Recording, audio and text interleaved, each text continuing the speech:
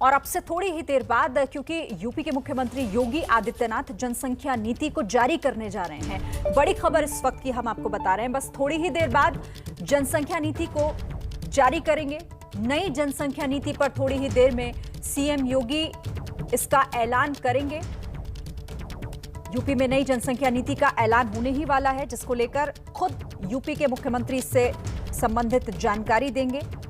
आपको यहां पर यह भी बता दें कि जो आखिरी जनसंख्या नीति आई थी वो साल 2000 में आई थी और 2016 के लक्ष्य के आधार पर उसे तय किया गया था। और अब यूपी में एक नई जनसंख्या नीति का ऐलान अब से थोड़ी ही देर में होने जा रहा है। सभी खास मेहमान हमारे साथ हैं, लेकिन पहले मैं संवाददाता रणवीर का रुख करूंगी। रणवीर, कितनी देर में योगी आदित्यनाथ अब बताएंगे कि आखिर क्या है ये? देखिए, बस कुछ मिनटों का इंतजार है जब मुख्यमंत्री आएंगे और 10 साल के लिए प्रदेश में किस तरह से जनसंख्या को लेकर के अवेयरनेस फैलाई जाए वो नीति जारी करेंगे। वो बताएंगे कि लोगों के बीच में अवेयरनेस कैसे फैलाया जाए, कैसे गांव-गांव, गली-गली लोगों तक संदेश पहुंचाया जाए कि 2 बच्चे ही होने चाहिए लोगों के, तभी उनका उद्धार हो सकता है। सरकारी नीतियों का फ़ायदा कैसे हो सकता है, लोगों तक सरकार पहुँचे, आखिरी आदमी तक सरकार पहुँचे, इसकी कोशिश किस तरह से की जाएगी अगले 10 साल में, ये मसौदा एक मुख्यमंत्री पेश करेंगे। और अगले कुछ मिनटों में अपने 5KD स्थित घर से मुख्यमंत्री का संबोधन होगा। और आज चूंकि वर्ल्ड पॉपुलेशन डे है, ऐसे में मुख्यमंत्री लोगों के सामने अपील भी करेंगे, रिक्वेस्ट भी करेंगे कि जो भी ऐसे लोग हैं जो अभी नए शादी किए हुए हैं या यंग हैं, कुछ दिनों में शादियां होंगी, वो सारे लोग इस चीज़ को समझें, जानें। और ख़ास तौर पे जो फोकस होगा वो ग्रामीण इलाकों में होगा। मुझे एक वाकया याद आता है, 30 सेकंड में बताता हूँ। पिछले साल की बात है, सीतापुर ज़िले में मैं गया हुआ था और एक शख्स मुझे मिले जो बुज़ुर्ग थे। बात में उनसे पूछा गया कि आपके कितने बच्चे हैं, तो उन्होंने जवाब दिया कि मेरे 17 बच्चे हैं। मैं हंसा भी और मुझे थोड़ी सी गुस्सा भी आया उनके ऊपर। और मैंने पूछा 17? तो बोले कि जितने हाथ होंगे उतना हमारा बुढ़ापा अच्छे से कटेगा। तो इस तरह के जो लोग हैं, इस तरह का जो माइंडसेट है, इनका माइंडसेट कैसे बदला जाए, क्योंकि ज़्यादा बच्चे होने से बुढ़ापे में वो बच्चे मदद करेंगे, ये जो सोच होती है गांव के लोगों की, उसी सोच को बदलने के लिए एक अवेयरनेस कैंपेन चलाया जाता है और उसी कैंपेन को लेकर के सरकार आगे बढ़ेगी।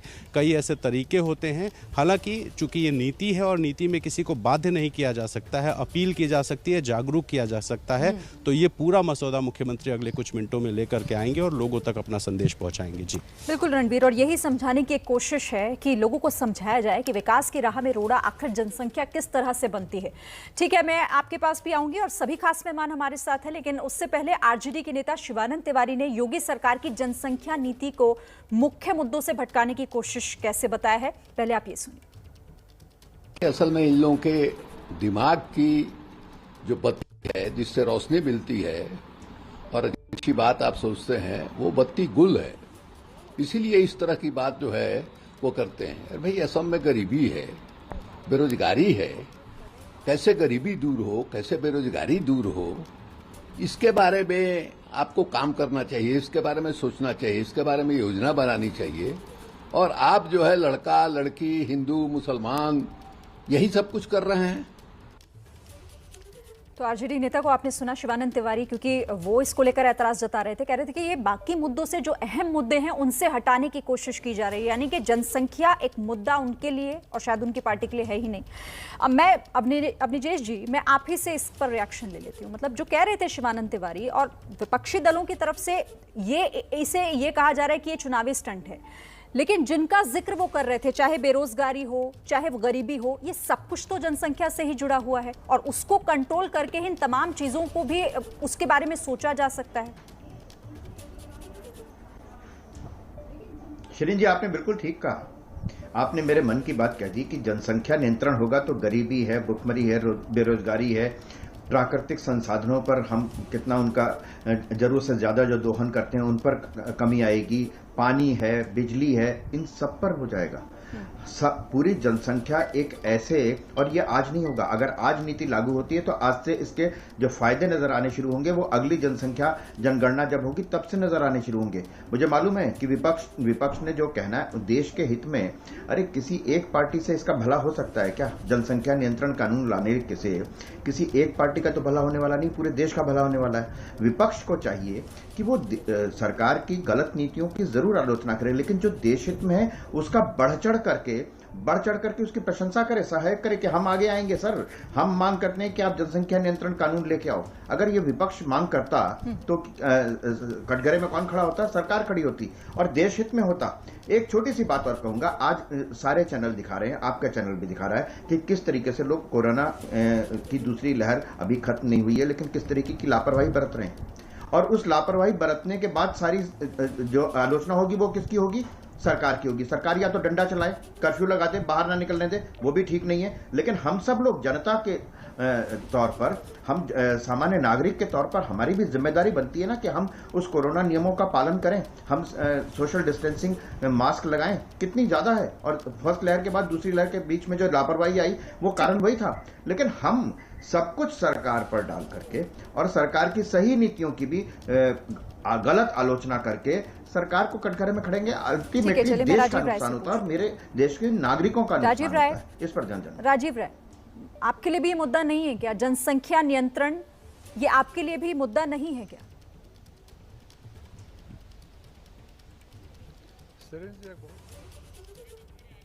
अच्छा, मैं आपके पास आती हूँ, लेकिन इस बीच कुछ तस्वीरें आ रही हैं, वो दर्शकों को दिखा देते हैं, क्योंकि योगी आदित्यनाथ इस कार्यक्रम में पहुंच चुके हैं, इस मंच पर पहुंच चुके हैं। अब से थोड़ी ही देर बाद वो इस नीति को जारी करेंगे, जनसंख्या नीति। इस वक्त यूपी के मुख्यमंत्री योगी आदित्यनाथ जो अब से थोड़ी देर में नई जनसंख्या नीति का ऐलान करने जा रहे हैं, और इस वक्त वो मंच पर हैं। थोड़ी देर में वो बोलना शुरू करेंगे, बताएंगे कि आखिर इस नई नीति में क्या नई बातें हैं। मकसद सरकार साफ कह रही है शुरू से ही कि लोगों तक, जो अंतिम व्यक्ति है उस तक भी ये पहुंचाया जाए कि आखिर जनसंख्या, बढ़ती हुई जनसंख्या कितना बड़ा मुद्दा सभी के लिए है और कैसे ये विकास की राह में रोड़ा साबित हो रहा है, और क्यों आखिर लोगों को ये समझाने की जरूरत है। और इसी से जुड़ा ये कार्यक्रम, जनसंख्या नीति जारी करने जा रहे हैं सीएम योगी। ये सीधी तस्वीर इस वक्त उसी मंच से जहां पर यह कार्यक्रम हो रहा है। चिकित्सा, स्वास्थ्य एवं परिवार कल्याण राज्य मंत्री जी, प्रमुख सचिव चिकित्सा शिक्षा, यहाँ उपस्थित समस्त अधिकारीगण, स्वास्थ्य विभाग से जुड़े हुए मेरे साथियों, जो हमारे पार्टनर ऑर्गेनाइजेशंस हैं, पॉपुलेशन फाउंडेशन ऑफ इंडिया,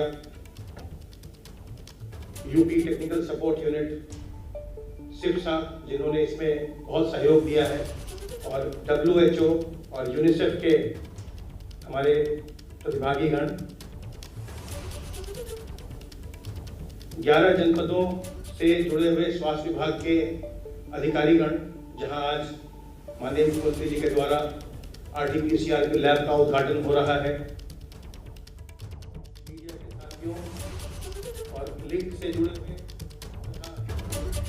तो देखिए, कार्यक्रम शुरू हो चुका है और मुमकिन है कि अब से थोड़ी ही देर बाद यहां पर योगी आदित्यनाथ इस नीति का ऐलान करेंगे, जो नई जनसंख्या नीति है, क्योंकि इसका मकसद है लोगों को समझाया जाए कि आखिर इसका मकसद क्या है, क्यों चाहती है सरकार की ये कानून आए, और उस पर आखिर क्या कुछ महत्वपूर्ण होगा वो भी हम आगे आपको बताएंगे। जैसे ही योगी आदित्यनाथ बोलना शुरू करते हैं, आपको उनकी बात सुनवाएंगे।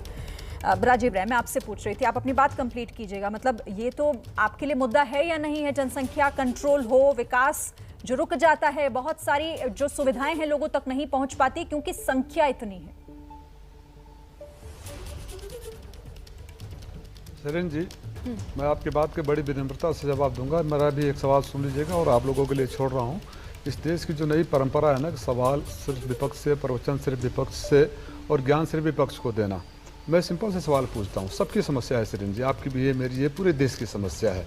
अवस्थी साहब बड़े सम्मानित व्यक्ति हैं, विद्वान व्यक्ति हैं, उनको वो भी अभी हमें ज्ञान दे रहे थे विपक्ष ये करना चाहिए था। अवस्थी साहब, आपने जब केंद्र की सरकार सुप्रीम कोर्ट में एफिडेविट देकर जनसंख्या नियंत्रण न करने के फायदे गिनवा रही थी, चाहे विरोध कर रही थी अश्विनी उपाध्याय केस में, तो आपने एक शब्द भी बोला मुँह से?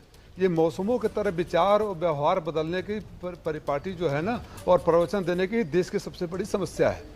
मैंने तथ्यों के साथ, फैक्ट्स के साथ, फिगर्स के साथ कुछ बातें रखी, और अभी एक एनालिसिस रिपोर्ट आया है कि अगले 10 सालों में जनसंख्या अपने आप में स्थिर हो जाएगी।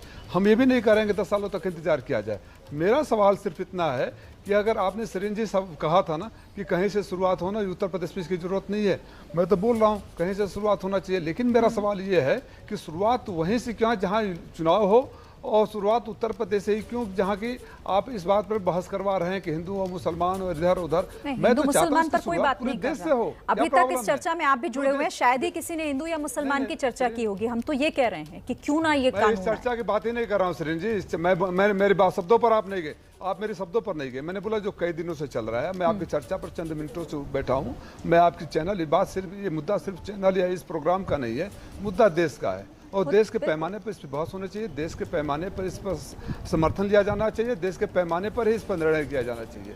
मैं तो ये पूछ रहा हूँ, आप उत्तर प्रदेश में जो ज्ञान दे रहे हैं, केंद्र सरकार में ज्ञान क्यों नहीं दे रहे हैं? नहीं, आप समय की बात कर रहे हैं ना। अच्छा, मुझे एक बात बताइएगा राजीव राय जी, लेकर आना था, आप समय की बात कर रहे हैं ना, कोरोना संक्रमण नहीं, मैं समय की बातें नहीं कर रहा हूँ सरिन जी, फिर गलत समझ रही हैं आप। नहीं, आपने टाइमिंग पर अभी सवाल पूछा, आपने खुद टाइमिंग पर सवाल पूछा राजीव राय जी।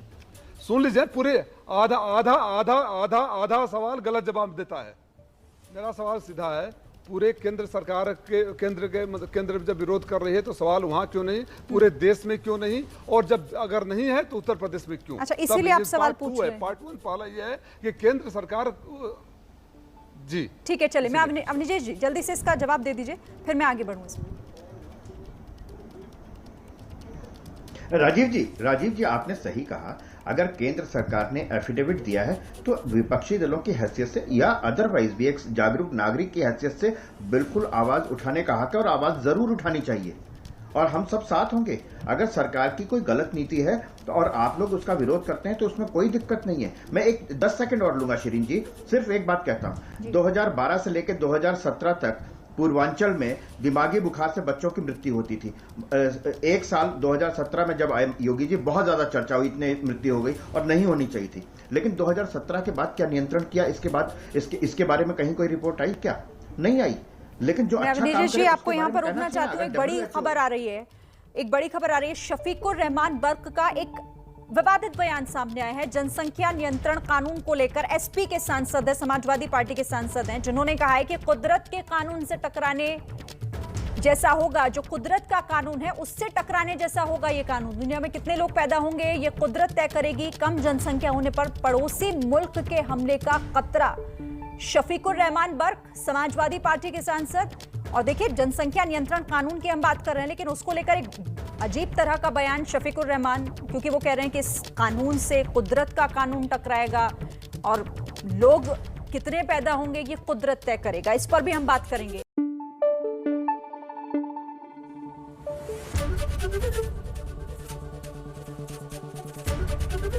एबीपी न्यूज आपको रखे आगे।